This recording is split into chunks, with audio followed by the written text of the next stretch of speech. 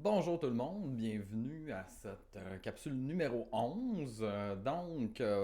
Aujourd'hui, on parle de comment on peut définir qu'est-ce qui est pathologique. Donc, la semaine passée, on a parlé de normalité, d'anormalité. On s'est rendu compte que ce qui est anormal n'est pas nécessairement pathologique. Donc, il faut nécessairement qu'il y ait des critères à un certain moment donné pour dire, OK, ben, ça, c'est pas juste anormal. Il y a quelque chose qui fonctionne pas, donc il y a peut-être un trouble en arrière de ça. Donc, il y a différents critères que les professionnels qui font des diagnostics vont utiliser. Euh, Ça, c'est ma source. Donc, psychopathologie, une approche intégrée de la santé mentale. Je fais un cours en ce moment là-dessus, c'est super intéressant. Donc, euh, il y a 6 critères, principalement, qui ont été identifiés pour aider justement les professionnels à essayer d'établir, OK, qu'est-ce qui est pathologique, qu'est-ce qui l'est pas, qu'est-ce qui est juste anormal, un petit peu bizarre, sans nécessairement dire que la personne est pas fonctionnelle. Donc, ces critères-là, une chose qu'il faut garder en tête, c'est qu'ils sont relatifs. Donc, c'est propre à la société, ça va être propre au milieu, ça va être propre à la personne. Donc, on peut pas juste prendre un critère et dire oui, ok, il est pathologique à cause de ça. Donc, souvent, ça va être un ensemble de facteurs dans ces choses-là qui vont déterminer, ok, est-ce qu'on est dans le pathologique, la normale ou la normalité. Donc, c'est ça, il y a un phénomène d'accumulation pour être capable de dire, ok, c'est ça. Donc, premier critère, caractère inhabituel. Donc, quelque chose qui est pas normal. On va dire ça comme ça.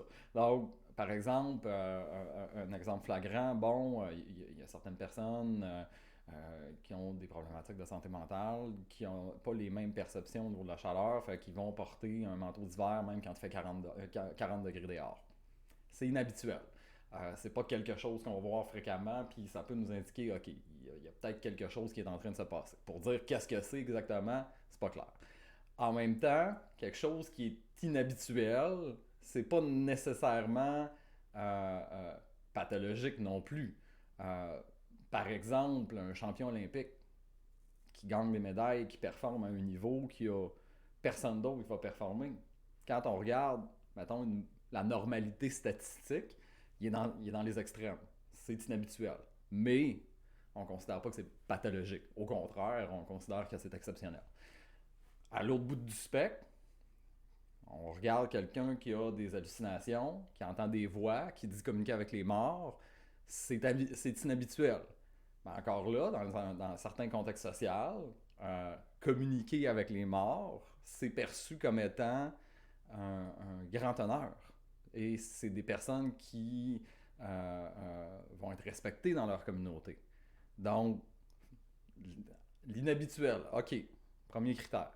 Deuxième critère, c'est les perceptions et les interprétations erronées de la réalité. Donc, encore une fois, on peut prendre les hallucinations comme exemple, mais ça peut être aussi une certaine forme de paranoïa, donc de dire je suis poursuivi par la CIA, il y a des micros partout, tout le monde me regarde, tout le monde est contre moi. Euh, Après ça, quand on rentre dans le perception erronée de la réalité, caractère inhabituel, il y a certains discours qui peuvent sembler paranoïaques, mettons, par les plus fervents défenseurs du convoi de la liberté. Est-ce que c'est pathologique? Non, on est juste à l'extérieur du cadre de la normalité. Des distorsions cognitives aussi. Par exemple, une personne qui va avoir un trouble alimentaire va se percevoir grosse, même si elle pèse 90 livres. Donc, c'est une perception et une interprétation erronée de la réalité. Euh, on a deux critères, ça commence à se clarifier un peu. Troisième critère, souffrance significative. Ça, c'est quand on prend le DSM, c'est dans tous les diagnostics. Il faut qu'il y ait une souffrance cliniquement significative. Après ça, comme on en a parlé, il y a des souffrances qui sont normales. Donc, quand quelqu'un vit un deuil, il y a un processus normal de deuil qui va faire en sorte que la personne elle va vivre ses émotions. Donc, c'est une, à ne pas confondre souffrance significative avec souffrance qui est normalement attendue.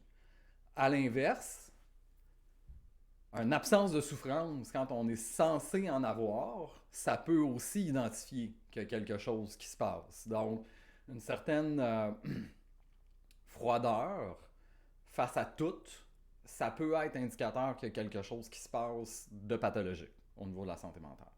Donc, encore une fois, on est dans le relatif à la personne, relatif à la réalité, relatif au contexte social. Mais si on ajoute souffrance significative, perception erronée de la réalité, caractère inhabituel, on commence encore à avoir un portrait un petit peu plus complet. Un autre coche, les comportements trop destructeurs. Donc, consommation excessive, qui n'est pas juste pour le plaisir. L'automutilation, restriction alimentaire à l'extrême.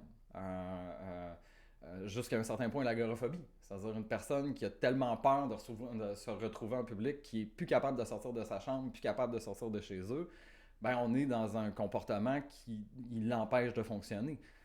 C'est pathologique, c'est pas de sa faute, mais ça reste un comportement autodestructeur parce qu'il n'y a plus possibilité de participer activement puis de s'épanouir en tant que personne. Souvent, une personne agoraphobe, ben, elle va vivre une souffrance significative, la perception de la réalité va être erronée parce qu'elle va voir des craintes qui vont générer de l'anxiété extrême partout. Puis c'est un caractère qui est inhabituel. Donc, c'est pas une majorité de personnes qui vivent ce genre de choses-là. Le portrait commence à être de plus en plus clair. Cinquième, c'est la dangerosité. Donc, tentative de suicide. Comportement homicidaire. Donc, des personnes qui vont chercher à tuer d'autres personnes. Des gens qui vont chercher la bagarre. Qui vont provoquer sans raison. Pour aller chercher cette espèce d'intensité-là, pour aller provoquer quelque chose à l'intérieur d'eux. Encore là, ce qui est très intéressant, c'est que ça peut être relatif, parce que quand on regarde, par exemple, la guerre en Ukraine, c'est un instinct de survie. Tuer l'autre, c'est lui ou moi. Donc, il y a un instinct de protection. Donc, au niveau de la dangerosité, est-ce que c'est pathologique en ce moment? Pas nécessairement. C'est un sujet qui est très complexe, puis après ça, on peut penser qu'il y a tous les impacts au niveau de la santé mentale de ce que ces gens-là sont en train de vivre à l'heure actuelle. Mais c'est pour signifier que même ça peut être relatif. Un exemple plus proche de nous, au hockey, des gens qui vont chercher à se battre. Ça ne veut pas dire que ça va être pathologique. C'est la nature du sport. Au football, il y a une confrontation extrêmement physique, puis chercher à plaquer l'autre, puis à le mettre par terre, ben, c'est socialement accepté. Donc, ça fait partie de la réalité. Mais dans d'autres contextes, si on se promène dans un bar et il y a quelqu'un qui décide de nous faire un tackle comme si on jouait au football, c'est autre chose. Donc, encore une fois, ça se clarifie. Dernier, c'est la notion de déviance sociale. Donc, c'est ce qui s'écarte des normes établies. Donc là, encore une fois, on est dans le très subjectif parce que en Amérique du Nord, on a certaines normes. En Amérique latine, il va y avoir d'autres normes. Donc, il faut utiliser ça comme barème.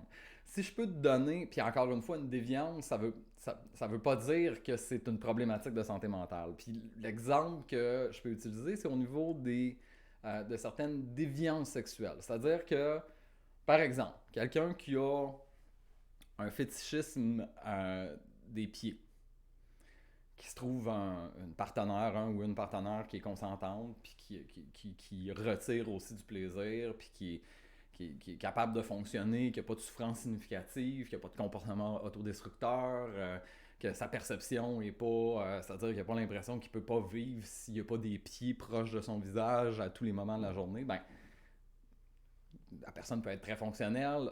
Effectivement, on s'éloigne de la normalité sexuelle, on va dire ça comme ça, mais ça ne veut pas dire que c'est un trouble pathologique. À l'inverse, si la personne est pas fonctionnelle, est pas capable d'avoir de plaisir si elle n'a pas de pied proche d'elle, que